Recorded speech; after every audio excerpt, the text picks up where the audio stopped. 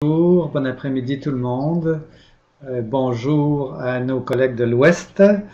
Merci à Gestion agricole Canada et à Agriculture plus que jamais pour nous avoir invités à participer à la présentation d'aujourd'hui.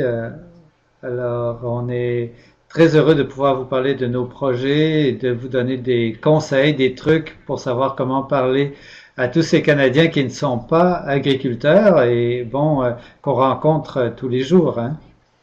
Aujourd'hui, on parle plus précisément du programme de formation Speakum, où en fait on vous donne une version condensée d'un cours qui prend d'habitude une journée complète à Farm et Food Care. Alors, je vous expliquerai un peu plus tard du concept, de l'histoire de ce programme il y a une quinzaine d'années. Mais d'abord, je me suis dit que c'était important de situer le contexte pour vous dire ce que nous sommes et ce que nous faisons, parce que j'imagine que plusieurs d'entre vous n'ont jamais entendu parler de nous. Peut-être que vous connaissez notre ancien nom, l'Ontario Farm and Care euh, Council.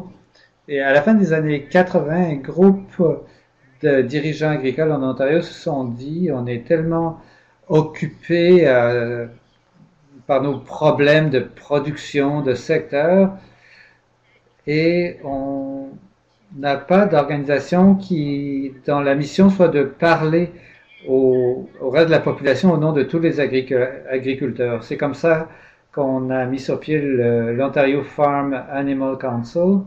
Et ensuite, un groupe de cultivateurs a formé un groupe qui s'appelle Ag Care. Ces deux groupes ont travaillé très bien en Ontario pendant à peu près 25 ans. Mais on s'est rendu compte de plus en plus que, à mesure, au bureau à Guelph, on demandait aux gens des cultures, on peut leur poser des questions sur l'élevage, et aux gens d'élevage, on posait des questions sur les cultures, mais l'agriculture ne représente que 2% de la population. Alors pourquoi se diviser en plus en différents secteurs? Donc, Farm et Food Care Ontario est issu de ces discussions. On vient de célébrer notre 3e anniversaire le 1er janvier et on était très heureux de pouvoir lancer Farm and Food Care Saskatchewan en décembre dernier. On espère que d'ici 5 ans à peu près, on aura des groupes semblables aux nôtres dans toutes les provinces. Nous, on a une approche globale pour parler de l'alimentation et de l'agriculture. Nos membres bon, regroupe toutes les productions sectorielles, les sociétés agricoles, les foires agricoles, les entreprises agroalimentaires et même les agriculteurs qui sont membres individuels. Et notre but, c'est de gagner la confiance du public en ce qui a trait à l'alimentation et à l'agriculture. Je vois déjà une question à l'écran que quelqu'un n'arrive pas à entendre la vidéo. J'espère que c'est un problème isolé, que les autres m'entendent tous et toutes. On a aussi créé un organisme de bienfaisance nationale en 2012. C'est une fondation. En tout cas, je suis heureuse de voir que certains d'entre vous peuvent m'entendre. Alors, la Farm and Food Care Foundation, c'est un organisme de bienfaisance nationale dont le mandat est de gagner la confiance du public en ce qui a trait à l'alimentation et à l'agriculture nationale. On a un conseil d'administration national qui représente tout le pays. Ce CA travaille sur des dossiers qui concernent tout le pays parce que euh, on ne peut pas se limiter à parler d'une seule province. On veut parler vraiment de ces dossiers à l'échelle nationale parce qu'il y a tellement de similarités. Et bon, on reviendra à nos principales initiatives un peu plus loin dans la présentation. Alors, ça, c'est nos objectifs de base. On veut relier la ferme à l'assiette et on veut être un guichet unique où on peut trouver des conseils au sujet de l'agriculture et de l'alimentation. Si nous n'avons pas la réponse, nous pourrons aiguiller les consommateurs vers des gens qui pourront leur expliquer d'où viennent leurs aliments et donc soit leur répondre, soit les guider vers quelqu'un qui peut leur répondre. On est ravis d'être partenaire de l'initiative Agriculture plus que jamais. Vraiment là, c'est extraordinaire le travail que fait Agriculture plus que jamais.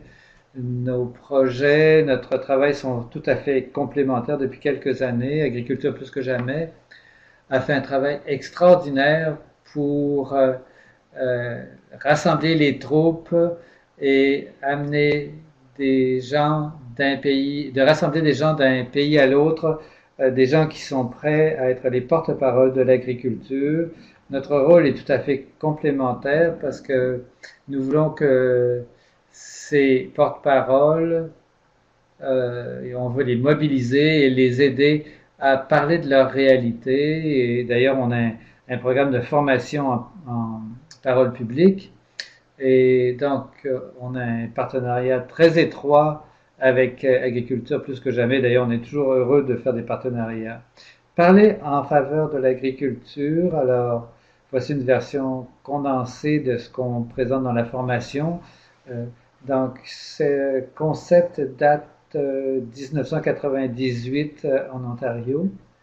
À l'époque, le secteur porcin traversait une crise économique et autour des tables sectorielles en Ontario, on se disait, on a des agriculteurs passionnés qui veulent parler de leur réalité, mais quand ils parlent de dossiers très complexes comme les facteurs économiques, ce qui menace leurs entreprises, ça devient très émotif.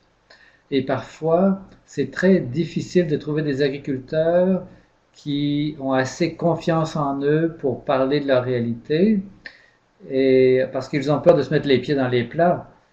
Et, mais en fait, ça n'arrive jamais, mais il n'y a pas de mauvaise réponse, mais il y a des meilleures façons de dire les choses. Donc, on a mis sur pied ce processus de mettre sur pied une espèce d'équipe de conférenciers qui soient près des grands centres urbains, des gens qui auraient une formation en médias, qui avaient la confiance en eux voulue pour parler en public et pour communiquer avec les journalistes dans les grandes villes. Alors c'est le Port Ontario qui a commencé à mettre sur pied cette équipe. À l'époque, je travaillais pour l'Association des éleveurs de bovins de l'Ontario. On a commencé à travailler sur la mise sur pied de notre propre équipe d'éleveurs. Et pendant la crise de la vache folle en 2005, je peux vous dire qu'ils ont été mon principal atout parce que je pouvais appeler ces producteurs sans préavis, envoyer des équipes de télé dans leurs exploitations ou des journalistes. Et je reste convaincu aujourd'hui que si la consommation du bœuf a augmenté pendant cette crise, c'est grâce à ces porte-paroles de l'agriculture, ces agriculteurs qui ont pris la parole. Alors voilà comment a commencé cette idée de formation Speak Up depuis Christophe Mackay à Port-Ontario et moi-même, on s'est retrouvés à Farm et Food Care et on a décidé de déployer ce programme. On a formé des centaines d'agriculteurs en Ontario, mais ça va beaucoup plus loin. J'ai été invité à m'adresser à des producteurs agricoles en Alberta, à des éleveurs de bœuf en Colombie-Britannique, à des cultivateurs à l'île du Prince-Édouard, et aussi à des gens qui font de l'aquaculture dans les maritimes. Et c'est très enrichissant et satisfaisant de voir que cette idée d'équipe Speak Up s'est répandue dans tout le pays. Alors, aujourd'hui, on va parler un peu à quoi ressemble le Canadien moyen.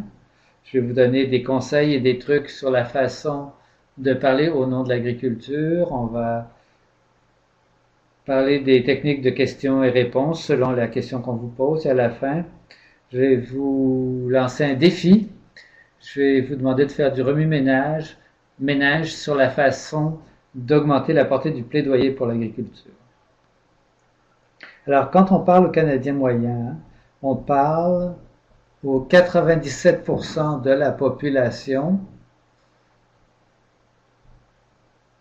qui ne nous connaissent pas, qui ne savent pas ce que nous faisons. Moins de 3% des Canadiens sont agriculteurs, ils ne connaissent pas d'agriculteurs maintenant, ils ne savent pas ce que nous faisons. Et en fait, les agriculteurs sont des gens très mystérieux hein, pour les Canadiens. Ils savent qu'ils existent, on voit leurs exploitations, mais ils n'ont peut-être jamais rencontré d'exploitants agricoles, ils ne savent rien au sujet de leur travail. Ils ont peu de connaissances scientifiques et ne comprennent pas les études. Nous, il a fallu qu'on apprenne, hein, mais on ne sait pas nécessairement comment en parler. Les Canadiens aiment les animaux, mais leur lien avec les animaux est très différent de ceux que les agriculteurs ont. Cette photo vient d'un site web où, pour une centaine de dollars, on peut acheter un costume pour son chien ou pour son chat. Donc, quand on parle de s'occuper des animaux, on, bon, on parle à des gens qui voient les animaux un peu comme c'est toutou. Le Canadien moyen est bien instruit, mais il n'est pas très bien informé.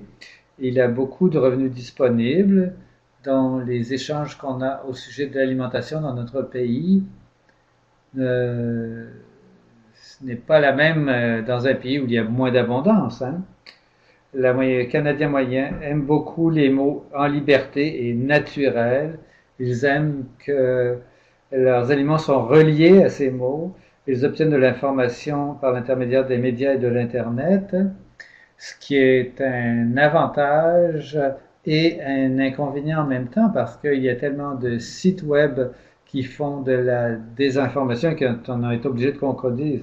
Et le Canadien moyen a peur de tout. Si vous avez lu les nouvelles récemment, le blé est mauvais, la viande rouge est mauvaise, les OGM sont mauvais, le grain est mauvais, le sucre est mauvais, les produits chimiques sont mauvais et les grandes sociétés sont mauvaises. Et la liste pourrait être plus longue. Hein. Si on ajoutait toutes les nouvelles catastrophiques qu'on diffuse au sujet de l'alimentation.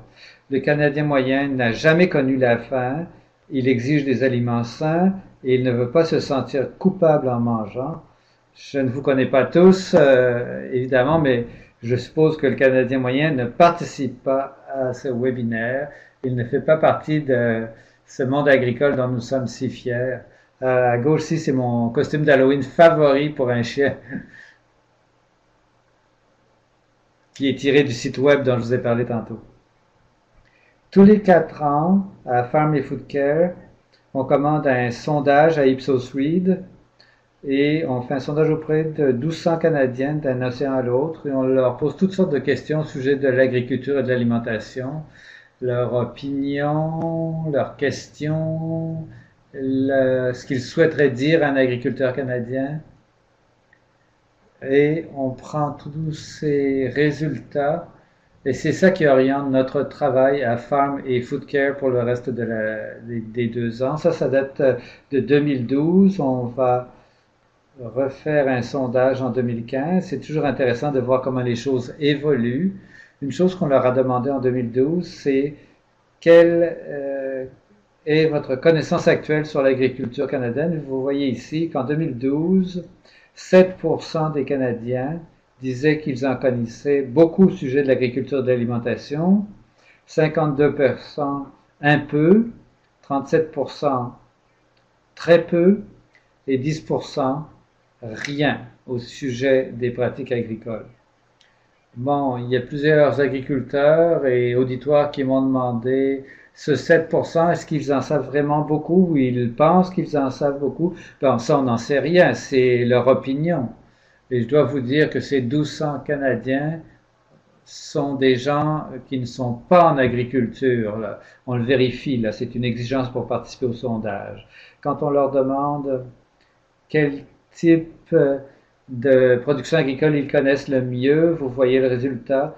Alors c'est l'élevage de bœuf qu'ils connaissent le mieux, un peu plus loin, juste en dessous l'élevage laitier, les légumes, ensuite les céréales, les fruits, le poulet. En bas de la liste, vous verrez les dindons, les veaux, les animaux à fourrure. Quand on pense à ce genre d'exploitation et à ce que ça veut dire, bon, pourquoi on pense qu'ils connaissent le mieux ces 3 production du haut, ben, c'est parce que c'est les productions les plus visibles. Quand on marche, quand on roule sur une route de campagne, on peut voir du bœuf, des vaches laitières ou des légumes. C'est rare qu'on voit des dindons, du poisson ou des porcs ou de la belette ou du vison, hein, parce que c'est de là que les gens se renseignent. Bon.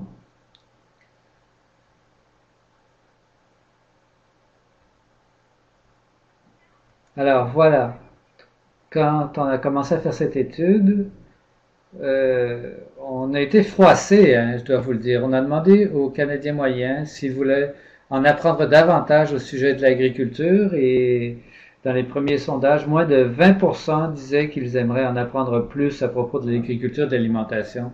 Moi, j'ai grandi sur une ferme en Ontario. Je suis passionné de savoir d'où vient ma nourriture. Je crois que tout le monde devrait l'être autant que moi. Et donc, on a été vraiment blessés, là. Mais on en a parlé au bureau, on s'est demandé si c'était peut-être le mot apprendre qui dérangeait les gens. Rappelez-vous, tout à l'heure, la plupart des gens ne lisent pas les études scientifiques, donc on a changé la formulation de la question. Dans le sondage suivant, on a demandé est-ce que vous aimeriez en savoir plus au sujet de l'agriculture, et les résultats sont complètement différents. Les 2 tiers des Canadiens ont dit qu'ils aimeraient en savoir plus sur l'agriculture. C'est un peu surprenant. Pour nous, c'était la même question et pourtant, la réponse était tout à fait différente. Et ça montre qu'il faut faire preuve d'imagination quand on communique. Ici, à Farm et Food Care, on fait de l'éducation divertissante et nous croyons que ça donne d'excellents résultats. Les gens veulent en savoir davantage, mais ils ne veulent pas en apprendre davantage. C'est un peu difficile à régler comme dilemme, mais bon. S'ils ne connaissent aucun agriculteur, où les consommateurs trouvent-ils de l'information? Alors, il y a beaucoup d'intermédiaires entre l'agriculteur et le consommateur. L'agriculteur en bas, le consommateur en haut. Il y a toutes sortes de gens qui essayent de parler de ce que nous faisons. Et parfois, il y a vraiment un fossé énorme entre l'agriculteur et le consommateur. Voici les sources d'information. On a demandé où est-ce que les gens trouvaient le gros de l'information au sujet de l'alimentation et de l'agriculture. La télévision en première place en 2012. L'Internet à 30% et les sites web à 23%. Et Twitter est beaucoup plus bas. Vous voyez en bas, vous n'avez aucune information au sujet de ces sujets. 23% des gens interrogés disaient qu'ils ne recevaient aucune information au sujet de l'alimentation et de l'agriculture. Et ça, c'est vraiment le groupe qu'on veut cibler. C'était très important pour nous de voir quelle était la crédibilité des sources d'information. Donc, on a divisé ça en 3 catégories. Les sources d'information au sujet du bien-être animal, au sujet de la sécurité des aliments et au sujet de l'effet de l'agriculture sur l'environnement. Ici, premier résultat au sujet du bien-être animal. Alors, les agriculteurs sont ex aequo en deuxième place avec les professeurs d'université, en dessous des vétérinaires. Donc, on a une très grande crédibilité quand on parle du bien-être animal.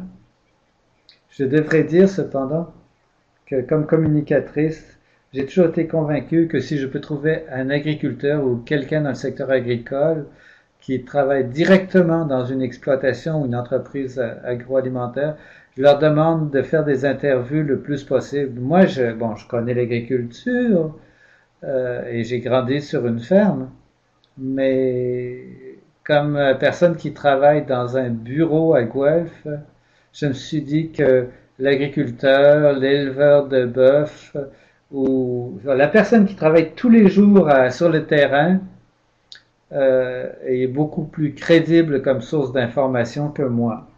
Et quand on regarde dans la liste, ça le confirme, hein, vous verrez. Association représentant les agriculteurs, ça c'est moi, un peu plus bas.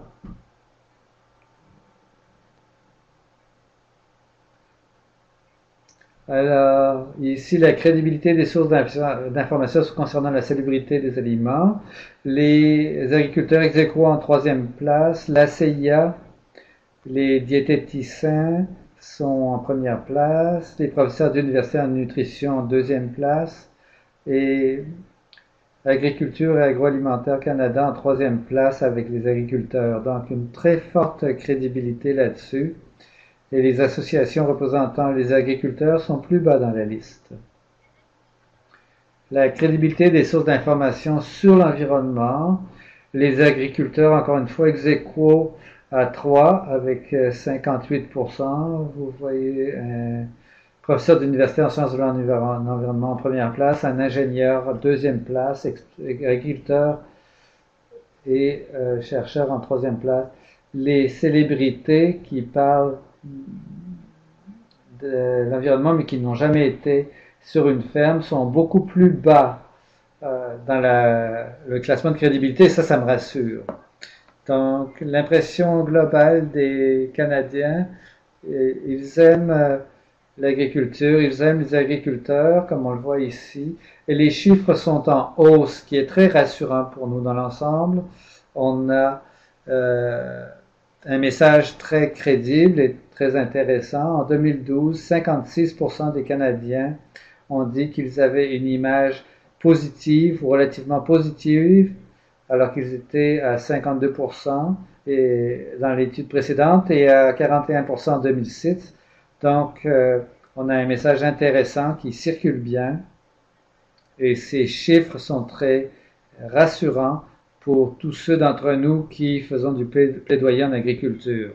Ensuite, on a demandé aux gens, sans offrir de choix, pourquoi, d'après vous, est-ce que les aliments canadiens sont salubres et pourquoi? Alors, voici les réponses. Il y a des douzaines de réponses, mais voici les réponses qui sont ressorties le plus souvent. Donc, en première place, c'est que les aliments sont sains et bien inspectés et il y a un bon contrôle de la qualité. Les agriculteurs canadiens respectent les normes d'éthique et nos exploitations agricoles sont plus prospères que celles des autres pays. Alors ça, c'est en 3 premières places, mais il y en a des tonnes. Donc, une impression très favorable à l'agriculture et c'est ce que confirme ce sondage. Comme je vous l'ai dit, j'ai toujours cru que nos meilleurs porte-paroles, notre meilleur atout en agriculture, ce sont des porte-paroles crédibles. On a des agriculteurs tellement passionnés, tellement éloquents, mais pas seulement les agriculteurs, les vétérinaires, les scientifiques, les chercheurs et tous les travailleurs du secteur de l'agroalimentaire. Alors, ce sont les gens avec lesquels Agriculture plus que jamais travaille et essaye de motiver, essaye d'outiller. Et ce sont les gens que nous voulons faire parler à la population. Alors, quand on prend la parole, on dit toujours commencez par vous-même. Vous devez faire une analyse critique de qui vous êtes et de vos points forts avant de commencer à prendre la parole. Donc, connaissez vos points forts et reconnaître vos points faibles. Est-ce que vous êtes bon comme présentateur? Vous sentez-vous à l'aise devant une foule? Est-ce que vous êtes bien renseigné? Est-ce que vous avez une mémoire photographique? Vous rappelez-vous des statistiques? Êtes-vous à l'aise surtout avec les enfants ou plutôt des élus? Est-ce que vous vous sentez à l'aise face à la chambre de commerce, face aux médias? Surtout les médias urbains. Quelles sont vos passions? Est-ce que vous êtes passionné par l'environnement, par le bien-être des animaux, par quelque chose d'autre? Donc, il faut absolument connaître vos points forts et vos points faibles. Quand on prend la parole en public, si vous venez de sortir de chez le dentiste, vous devriez peut-être utiliser l'écriture ou les médias sociaux. J'ai des agriculteurs qui sont extraordinaires quand je les amène devant une classe du primaire et qui amènent un porcelet et qui parlent avec amour de leurs animaux. mais il ne serait pas à l'aise face à un groupe de députés provinciaux, par exemple. Donc, si le bien-être des animaux, c'est votre passion et qu'on vous demande de parler de l'environnement, il vaut mieux faire appel à un de vos collègues. Donc, il faut connaître vos capacités, vos points forts. Est-ce que vous êtes capable d'improviser? Préférez-vous être bien préparé? Êtes-vous nerveux à la radio? Il faut réfléchir à tout ça et personne ne peut le faire à votre place. Il faut savoir à qui vous voulez vous adresser et comment vous allez le faire. La première règle, la règle numéro un, c'est de faire une excellente première impression. Vous êtes peut-être le seul agriculteur que votre interlocuteur rencontrera. Et moi, je dis toujours que pour nous qui travaillons dans le secteur, on est en service 24 heures par jour pour parler de notre réalité parce que dans mon groupe d'amis à l'université, j'étais vraiment un oiseau rare en tant que fille d'agriculteur. J'étais leur seule source d'information et on ne sait jamais quand on aura l'occasion de faire une bonne impression. Il y a quelques années, j'étais dans une navette d'aéroport à Toronto. Il était 4h30 du matin et je ne suis pas très en forme à 4h30 du matin et tout le monde dans la navette s'en aller à une destination exotique de vacances et ils se vantaient de leur destination touristique. Et moi, je m'en allais à une conférence à Halifax, une conférence d'éleveurs de volailles. Et donc, finalement, quelqu'un a fini par me demander ce que je faisais. Et j'ai dit, bon, moi, je travaille pour une organisation agricole et je m'en vais m'adresser à un groupe d'éleveurs de poulets à Halifax. Et quelqu'un, dans le fond de la navette, a dit, est-ce que ce n'est pas honteux ce qui se passe dans l'agriculture aujourd'hui? J'ai demandé, mais qu'est-ce que vous voulez dire? Ils ont répondu, est-ce que ce n'est pas honteux que tout ce qu'on a dans ce pays, tout ce qui reste, c'est des élevages industriels? Il est 4h30 du matin, je ne suis pas très en forme, mais c'était une occasion en or. Et j'étais peut-être la seule personne avec qui cette personne aurait pu parler. Donc, on a eu un échange passionnant à 4h30 du matin au sujet du fait que 97% des exploitations agricoles canadiennes sont encore des fermes familiales. Pourquoi les agriculteurs décident de s'incorporer tout en gardant le contrôle de leur exploitation. Et tout le monde nous a écoutés et tout le monde était intéressé. Et il y a eu beaucoup d'incidents comme celui-là dans ma carrière. Donc, il faut toujours penser en termes de service à la clientèle, de garder le sourire. On n'est pas des vendeurs, enfin même si peut-être que certains d'entre vous, vous êtes des vendeurs, mais ce que moi j'essaie de faire, c'est d'augmenter la compréhension face à notre industrie. Le langage corporel en dit long, on va revenir là-dessus. Je dis aussi, soyez toujours constructif, invitez la discussion et évitez les débats, dans la mesure du possible. Bon, savoir à qui vous vous adressez, c'est toujours important de savoir,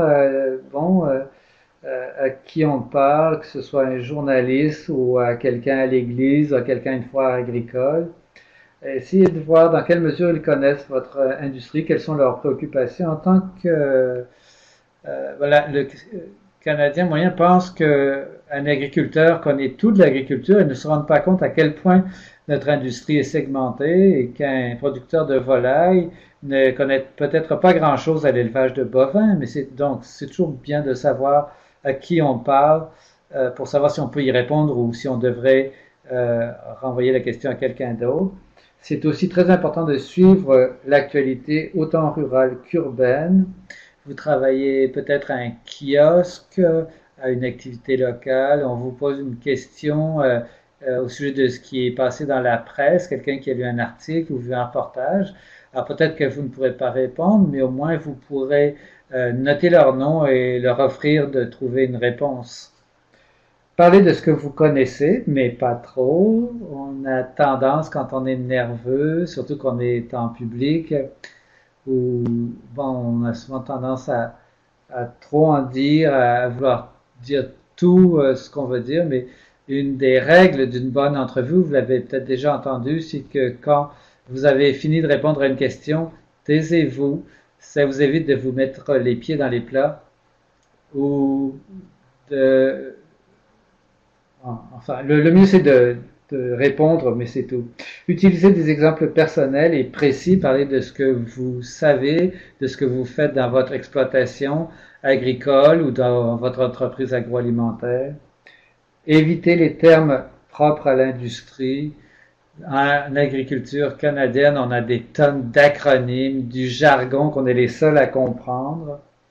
Et ça ressemble à une espèce de langue mystérieuse hein, quand on échange entre nous. Alors pensez au vocabulaire que vous utilisez quand vous adressez à des non-agriculteurs et essayez de simplifier les choses pour vous faire comprendre.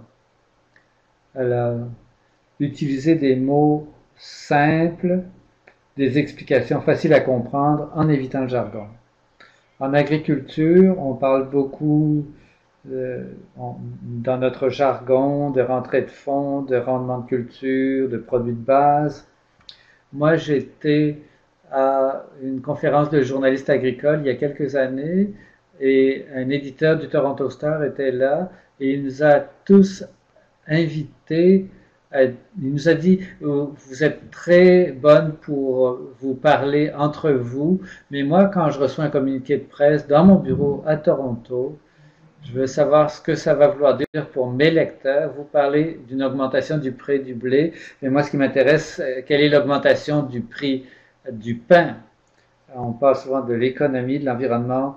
C'est pour le grand public, c'est ça qui l'intéresse, l'économie, l'environnement, les soins de santé. Restez vous-même, mais rappelez-vous que tout le monde n'est pas dans vos souliers, tout le monde ne comprend pas les sujets avec lesquels vous traitez tous les jours.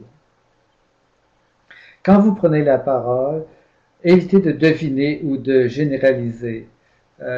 Bon, on s'adresse à vous parce que vous êtes un spécialiste, mais parlez de ce que vous connaissez et ne devinez jamais.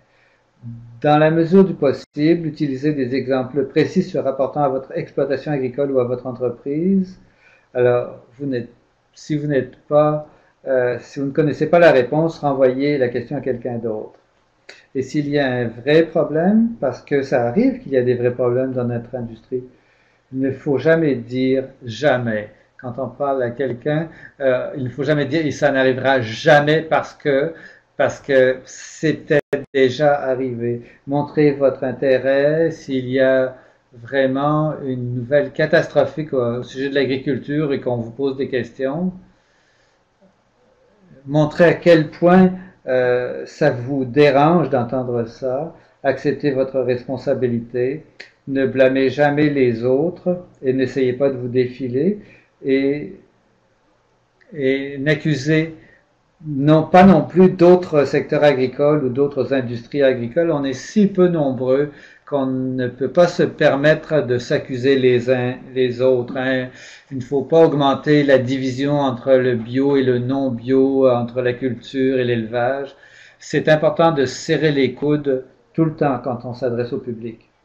Et encore une fois, si on vous pose des questions au sujet d'un problème réel, bon, parlez de ce que vous faites vous en tant qu'agriculteur, en tant que secteur, pour améliorer les choses. Il est crucial que vous parlez de ce qui vous intéresse, si vous faites preuve de compassion et de passion pour votre travail. Les gens ne vous écouteront même pas si vous n'avez pas cette empathie. Bon, ce petit diagramme le démontre bien.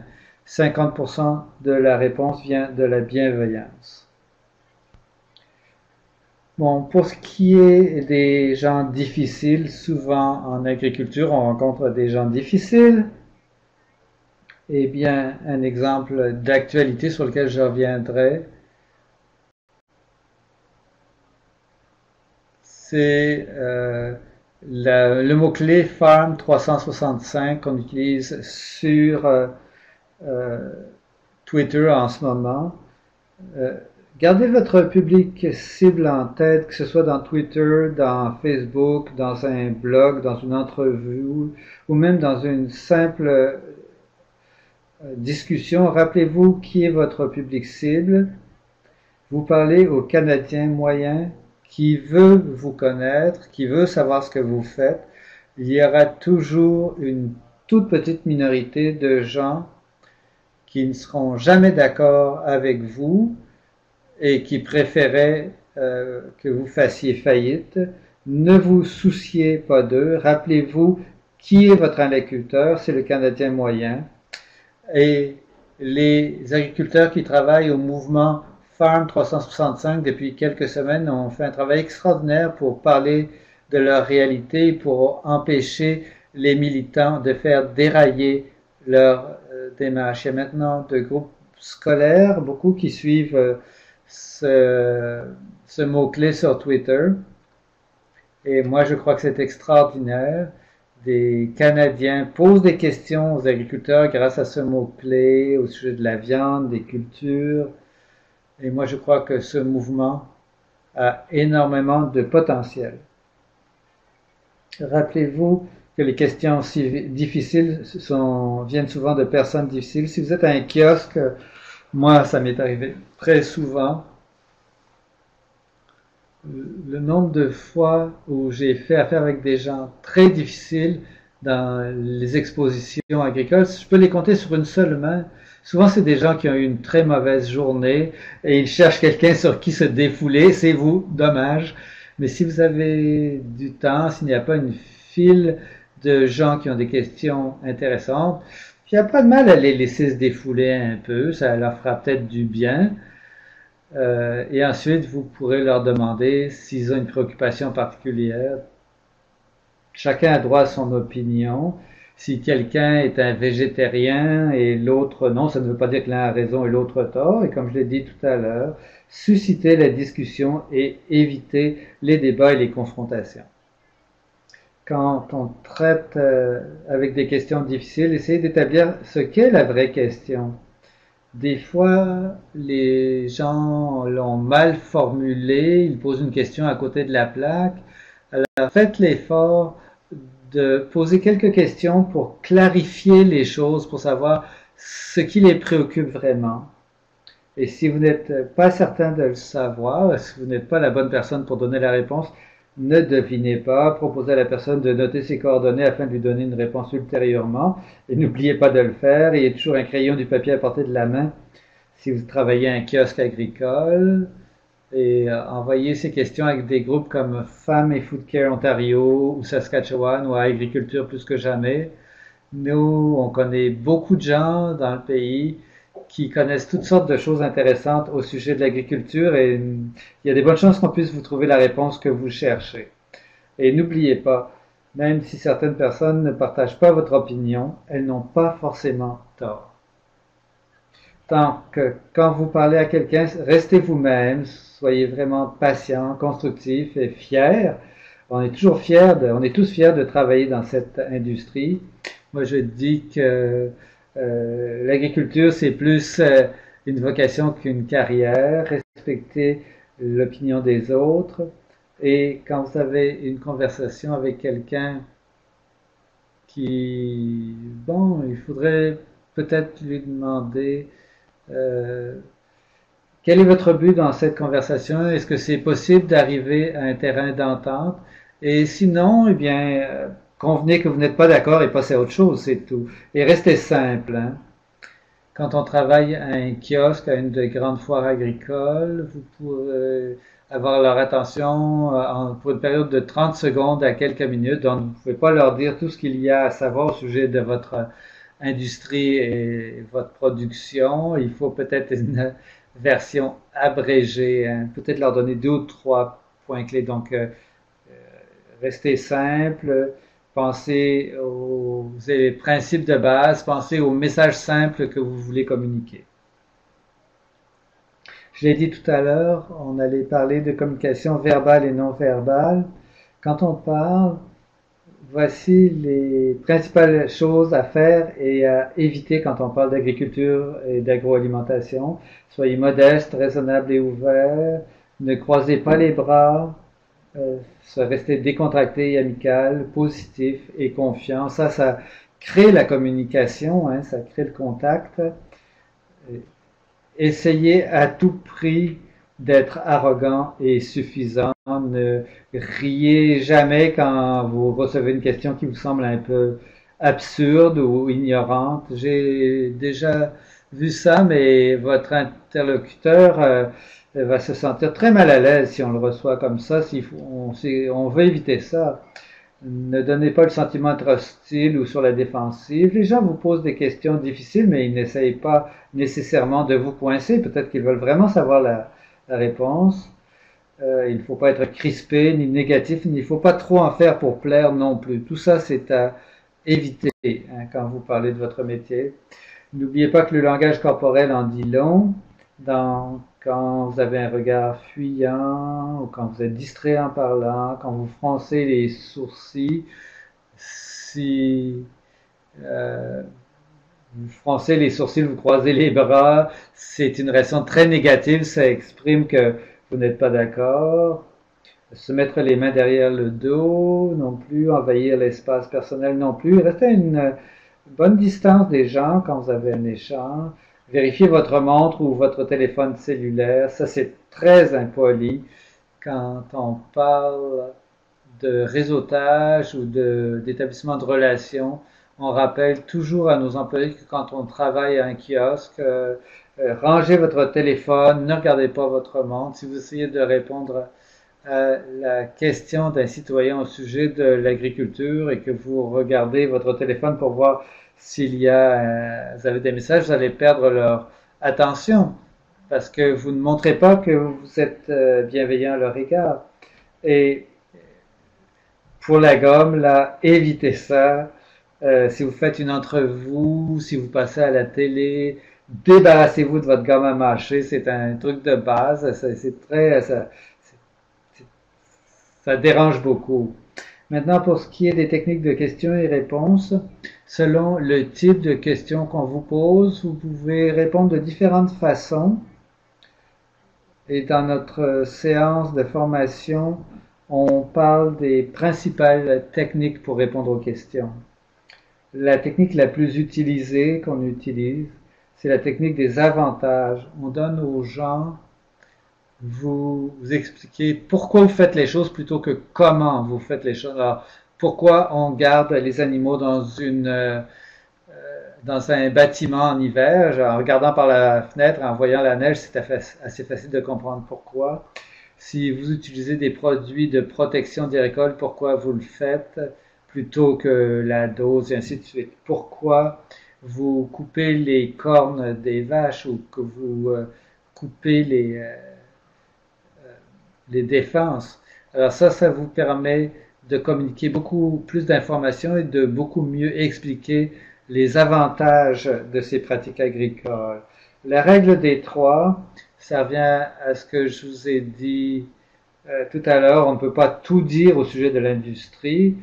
Dans le peu de temps que vous avez pour votre échange, il s'agit de parler aux 3 points les plus importants à communiquer et de les présenter assez rapidement. Et ça revient un peu à tous nos travaux de rédaction qu'on a fait au secondaire, introduction, développement, conclusion. Et bon, le chiffre 3, c'est comme un chiffre magique, ça permet aux gens de bien s'en rappeler. Bon, pour répondre à une question, il faut parfois utiliser une question pour bien comprendre de quoi il est question. Bon, ici au bureau, il y a quelques années, il y a une dame qui est venue à un de nos kiosques, à une exposition. Elle était très inquiète de la façon dont on élevait les veaux d'après elle au Canada. Et alors moi, je lui ai dit, mais qu'est-ce que vous avez entendu au juste? Et on aurait pu dire pourquoi on élève les veaux de telle ou telle façon, comment ils sont logés, tout ça. Mais ce qu'elle nous a répondu nous a étonnés. Elle a dit, j'ai entendu dire que vous leur donniez de l'acide à batterie pour les nourrir. Alors, on n'avait jamais entendu ça avant. Donc, en posant toutes sortes de questions, on a fini par arriver aux électrolytes. Et j'avais entendu elle avait entendu le mot électrolyte et elle avait compris que c'était de l'acide à batterie et finalement on a pu lui expliquer de quoi il s'agissait en donnant l'exemple du Gatorade. Et finalement, elle a été beaucoup rassurée à la suite de notre échange. Ça a pris pas mal de travail pour la rassurer, mais grâce aux questions que nous lui avons posées, on a pu savoir exactement quelle était sa préoccupation et comme ça, on a pu y répondre vraiment. Donc, vous pouvez demander qu'est-ce que vous voulez dire exactement et ainsi de suite, ça vous permet de mieux répondre. Ensuite, la technique du compromis, c'est très bon pour les questions les plus difficiles. Souvent, vous avez vu, bon, on a vu une vidéo cachée d'un militant à la TV. Vous savez que vos voisins vous posent des questions là-dessus. Et donc, vous pouvez dire oui, oui, c'est un extrême. Dans mon exploitation, voici ce qu'on fait. Et dans mon exploitation, on veille à ce que telle chose ne se produit pas, ou voici ce qu'on fait dans mon secteur, dans mon industrie, pour être sûr que des choses aussi horribles ne se produisent pas. Donc, vous pouvez reconnaître les problèmes, reconnaître qu'il y a des pommes pourries en agriculture comme partout, mais vous pouvez expliquer ce que vous faites pour corriger ça, que vous avez que vous essayez d'améliorer les choses et que vous faites de la recherche pour faire ça. Une photo enfin une image vaut 1000 mots, donc vous pouvez faire une affirmation générale, mais surtout l'appuyer par un exemple très précis. Vous pouvez dire par exemple, les agriculteurs au Canada se soucient vraiment du bien-être de leurs animaux, et ensuite vous pouvez dire, dans mon exploitation, voici ce que je fais moi.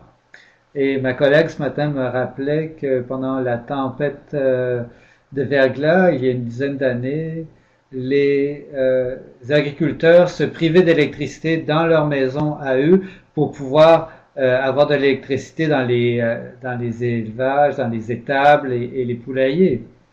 Donc, de faire une affirmation générale et l'appuyer par des exemples très précis qui viennent de chez vous, de votre exploitation, de votre secteur ou de votre entreprise. Et la technique du temps, beaucoup de Canadiens ont des opinions très périmées très datées concernant l'agriculture. Ils sont nostalgiques des fermes pastorales qui existaient il y a des dizaines d'années. Et cette technique du temps, c'est une bonne une bonne technique pour placer les choses en perspective. La meilleure illustration que j'ai vue de ça, c'est que je faisais une visite guidée pour les étudiants en art culinaire à Ottawa. On les avait amenés à une ferme porcine juste à l'extérieur d'Ottawa qui est administrée par deux frères qui sont très à l'aise, qui parlent très bien. Et d'abord, on est allé dans une porcherie à l'ancienne et les gens demandaient ce que c'était. Donc, ils nous ont montré cette ancienne porcherie qui était sombre. Les enclos étaient assez petits. Et c'était, bon, une vieille porcherie. Ensuite, on a traversé la cour et on les a amenés à la nouvelle porcherie qui était flambant neuve. Ça venait d'être terminé. Les animaux n'étaient même pas encore là. Et on dit, bon, ce que vous venez de voir, c'est la porcherie construite par notre grand-père. À l'époque, c'était ce qu'il y avait de plus moderne. Et mon grand-père était très fier.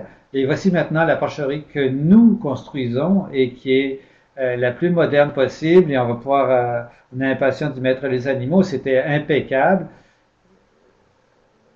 Et il y en a un un des frères, il a dit, je suis impatient de voir la porcherie que vont construire nos enfants, parce que l'agriculture change tout le temps, évolue constamment. Il y a des chercheurs qui travaillent tout le temps sur la technologie GPS pour nos tracteurs et pour nos moissonneuses, boisseuses, et l'agriculture de précision à un niveau que mes grands-parents n'auraient jamais pu imaginer.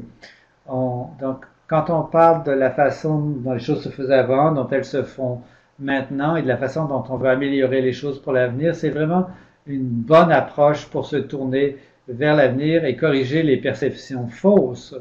Moi, c'est une technique que j'utilise beaucoup parce que souvent, quand on parle aux consommateurs, à toutes sortes d'activités publiques, Ils ont parfois un grand-père qui était agriculteur, mais ils n'ont plus accès au monde agricole aujourd'hui. Et quand on faisait notre activité petit déjeuner à la ferme, c'était une activité à Ottawa. Il y a une centaine de gens qui se sont présentés à une ferme laitière pour leur petit déjeuner. Ils n'en revenaient pas de à quel point c'était une ferme ultra moderne qui faisait du lait de première qualité et qui permettait aux vaches d'être en parfaite santé. Euh, il y a une autre technique aussi. Il y a des gens qui ont parfois entendu parler des techniques agricoles ailleurs dans le monde. Vous êtes peut-être votre spécialiste chez vous, et j'espère. Et c'est pour ça. Bon, si vous ne savez pas de quoi ressemble l'agriculture en Chine ou en Grande-Bretagne, n'en parlez pas. Alors, n'ayez pas peur de le dire, hein. Bon, je ne sais pas comment ça se passe ailleurs, mais je peux vous dire comment ça se passe chez moi, au Canada, en Ontario, ici. Voici ce qu'on fait en général, voici ce que je fais moi. Ça permet aussi de mettre les enjeux en perspective. Alors, ici, on en arrive au défi. Vous avez vu dans les images du début à quel point les agriculteurs et les employés de l'agroalimentaire sont crédibles comme porte-parole. Et bon, le fait que vous ayez consacré à peu près 1 heure à ce webinaire, c'est extraordinaire, mais si 50 agriculteurs prenaient 10 minutes chaque jour, 5 jours par semaine, ça représente un employé à temps plein jouissant d'une grande crédibilité auprès du public. Qu'est-ce que vous pouvez faire en 10 minutes? Il y a tellement de choses que vous pouvez faire pour être un porte-parole de l'agriculture. Répondre à une question à l'église, à la foire automnale, chez vous, à l'épicerie. Euh, bon, quand quelqu'un formule une préoccupation, quand vous rencontrez les gens à l'aéroport, comme je l'ai fait, vous pouvez envoyer 1 ou 2 tweets par jour. Vous pouvez écrire un blog. Nous, on cherche toujours des blogueurs pour notre site web. Oui, il y en a toutes sortes d'autres. Vous pouvez écrire une lettre aux journaux, organiser une visite guidée, avoir un kiosque d'exposition. La liste est très longue. Je vous encourage à aller voir sur notre site web pour aller voir cette brochure qui s'intitule une présentation fier de présenter l'agriculture. Alors, il y a toutes sortes de conseils au sujet des entrevues pour faire une visite guidée d'exploitation agricole et ainsi de suite. Et ensuite, vous avez cette ressource extraordinaire dans le site web d'Agriculture plus que jamais. Je suis allé jeter un coup d'œil ce matin et j'en reviens pas des ressources extraordinaires qu'il y a. Il y a des photographies, des graphiques, toutes sortes de ressources pour les médias sociaux. Tout ça, c'est conçu pour vous aider à parler de l'agriculture canadienne. C'est une base de données tout à fait extraordinaire. Si vous avez 1 minute, allez-y, vérifiez, fouillez, découvrez ce qu'il y a là-dedans. Et comme je vous l'ai dit plus tôt, voici un exemple. Andrew Campbell en Ontario, il fait des tweets. Cette année, il s'est dit qu'il voulait envoyer une photo chaque jour avec le mot-clé Farm 365. Il y a des militants qui ont essayé de pirater ce mot-clé, mais il y a toutes sortes d'agriculteurs au Canada et même aux États-Unis qui en profitent pour raconter leur réalité, une photo, un tweet à la fois. Et il y a Andrew m'a dit qu'il y a des enseignants qui lui ont appelé pour lui dire, on a demandé à nos élèves d'en profiter. Et bon, il y a des tweets sur la production laitière, il y en aura bientôt sur la plantation au printemps. C'est un bon exemple de ce qu'on peut faire. Voici notre porte-flambeau. La vérité au sujet de l'agriculture, c'est une brochure qu'on a commencé à publier en 2006.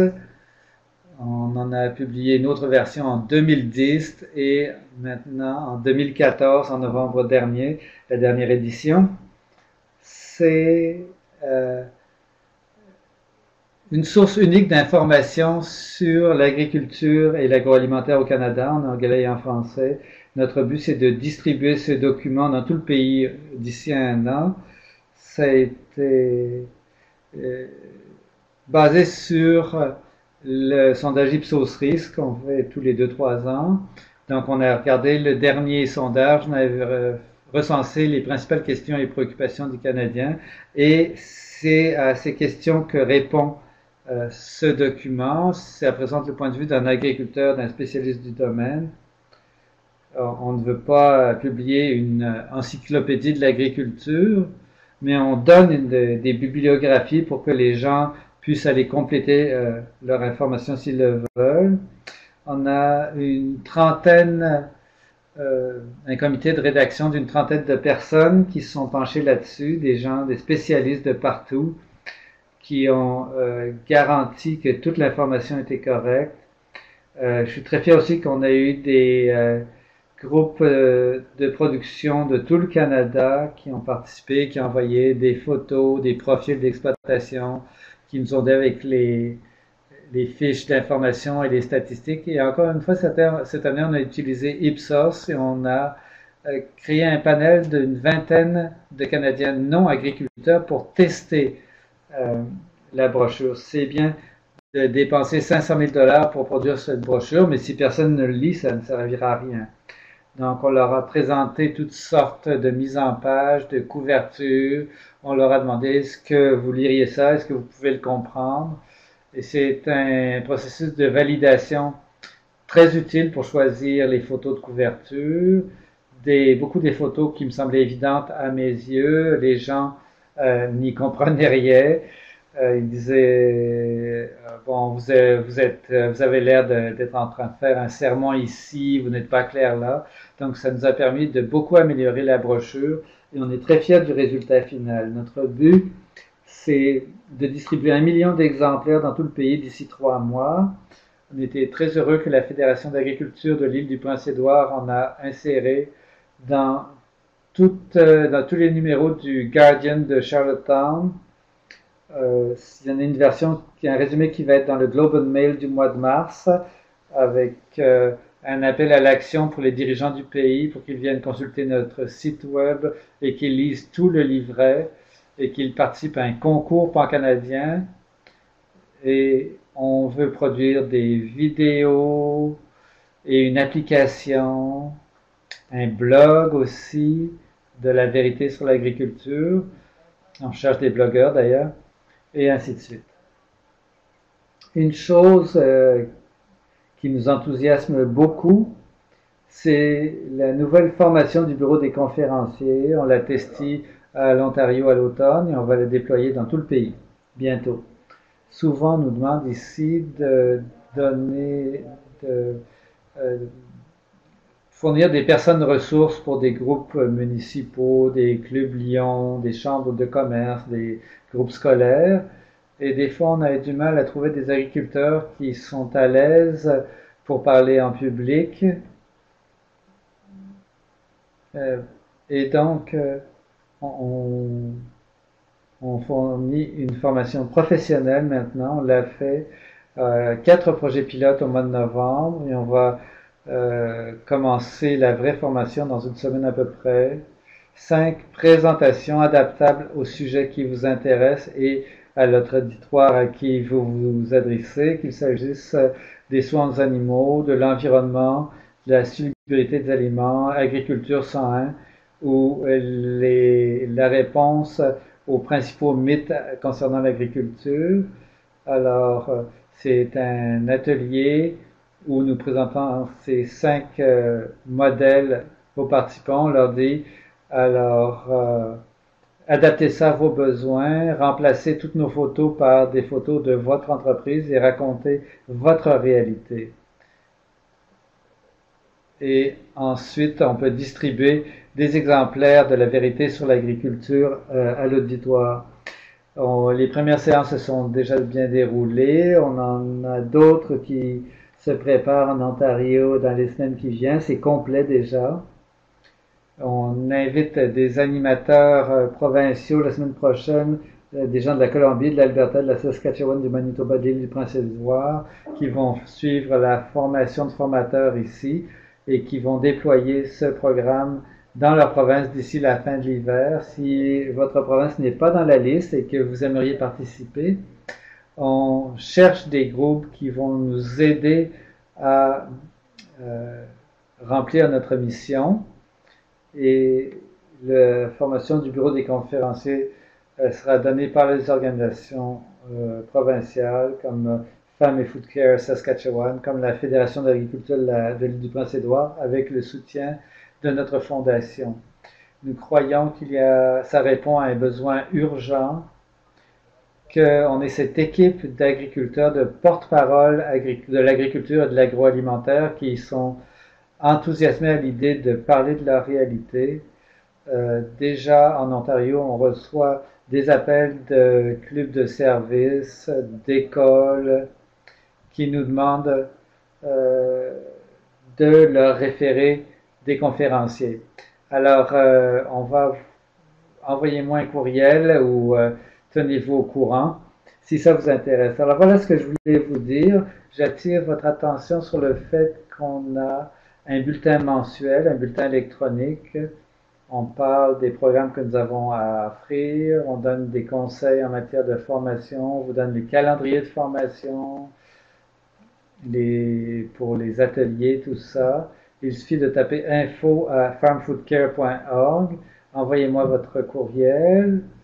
Et moi, je pourrais vous envoyer un exemplaire de la brochure La vérité sur l'agriculture ou de vous inscrire à la liste, de vous abonner à notre bulletin où vous trouverez des renseignements sur tous les sujets que j'ai abordés ou bien même on pourra parler de formation pour les gens de votre région. Alors, c'est comme ça que vous pouvez nous aider. On a 2 sites web, donc Farm and Food Care Ontario et la Fondation Farm and Food Care. On est sur Twitter, Facebook et sur YouTube. Et bon, là-dessus, je crois que j'ai parlé très vite et vous avez beaucoup de questions, donc on peut essayer d'y répondre maintenant. Bonjour Kelly, c'est Mathieu Lipari de Gestion Agricole Canada. On a des questions. Je ne sais pas si vous pouviez les voir à l'écran, mais je pourrais vous aider en les lisant. Une des questions, c'est quelles seraient les étapes pour mettre sur pied un chapitre de Farm and Food Care dans une province ou un groupe de provinces? Eh bien, je crois que d'ici quelques années, vous allez voir différents niveaux ou formes de groupes comme le nôtre. Je vous ai parlé de Farm and Food Care Ontario, je ne vous ai parlé que du volet de communication publique, mais on fait beaucoup aussi de travail dans le domaine du bien-être des animaux et de la protection de l'environnement. En Saskatchewan, le groupe fait la même chose. À l'île du Prince-Édouard, j'étais là au mois d'octobre, j'ai rencontré beaucoup d'organisations agricoles là-bas. Eux, ils pensent créer un organisme, mais ça sera peut-être une seule personne qui travaillerait sur un programme comme les petits déjeuners à la ferme ou une tournée pour les médias à l'île du Prince-Édouard. Donc, des activités de visibilité surtout. Nous espérons qu'il y aura des groupes semblables un peu partout, mais si une personne ou une organisation est intéressée à s'associer à notre démarche, on a toutes sortes de formules à vous proposer, les petits déjeuners à la ferme, les tournées pour les médias, soit que ça s'adresse aux rédacteurs gastronomiques, aux gens qui font de la rédaction agricole. Alors, selon le programme et le niveau de service, ça peut être très simple à mettre sur pied. Bon, donc vous êtes tout à fait prête à mettre les projets sur des rails. Une autre question un peu délicate. Comment expliquez-vous la grande baisse de crédibilité de la CIA concernant la salubrité des aliments? Eh bien, dit Kali, je n'ai pas de réponse malheureusement. Si vous avez regardé ces statistiques sur la crédibilité, je ne sais pas si je peux y revenir grâce à ma technologie. On m'a expliqué comment faire pourtant. Attendez, donnez-moi une minute. Ah voilà.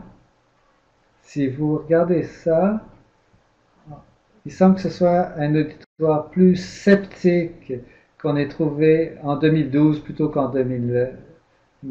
En 2012, les chiffres sont en orange, les chiffres en 2006 sont en bleu. Tout le monde a perdu de la crédibilité, sauf les diététiciens. Tous les autres ont un peu baissé. Donc, je dirais que c'est tous les gens interrogés qui étaient plus sceptiques face à tout le monde, mais je ne pourrais pas aller plus loin là. Oui, je comprends. Dit Mathieu. Une autre question. Bonjour. Est-ce qu'il y a d'autres plans visant les jeunes? Oui, question intéressante, dit Kelly, qu'on en parlait justement au bureau cette semaine. On a, on s'est adressé aux étudiants de l'université de Guelph le plus tôt cette semaine. Ils sont très intéressés. Ce sont des étudiants en agriculture. Donc, je crois que j'aurai une réponse plus précise la semaine prochaine, après que tous les animateurs provinciaux se seront rencontrés ici pendant 3 jours en Ontario. On a un programme d'ambassadeurs agricoles au sein du groupe ontarien et on s'adresse beaucoup au groupe 4H, aux étudiants en agriculture et aux groupes de ce genre. Mais je ne sais pas ce qui se fait dans les autres provinces, mais on espère que le programme des conférenciers aura un volet jeunesse aussi. Donc, restez aux aguets. Merci, dit Mathieu. Pour revenir à votre première question, quelle serait la meilleure façon de s'associer à votre démarche dans votre propre province? Ben, je dirais envoyer un courriel à l'organisation qui existe dans votre province, nous en Ontario ou Farm and Food Care en Saskatchewan. Dites que vous êtes intéressé à participer. Commencez par suivre la formation de conférencier, venez à une de nos activités. En Ontario, surtout, on cherche toujours des volontaires ou des bénévoles pour nos activités. Alors, une fois que vous nous aurez rejoints, vous ne pourrez plus vous débarrasser de nous. Autre question. Et ça, dit Mathieu, ça revient aux techniques dont vous avez parlé tout à l'heure. Est-ce qu'il vaut la peine de dialoguer avec des militants environnementaux dans un forum public sans avoir l'air d'être mal placé? Eh bien, dit Kelly, le mieux c'est d'avoir un système de copains. Moi je dirais toujours, c'est toujours crucial de corriger les erreurs. S'il y a un article dans votre journal local qui est complètement à côté de la plaque, envoyez une lettre au journal et corrigez les faits. Il faut absolument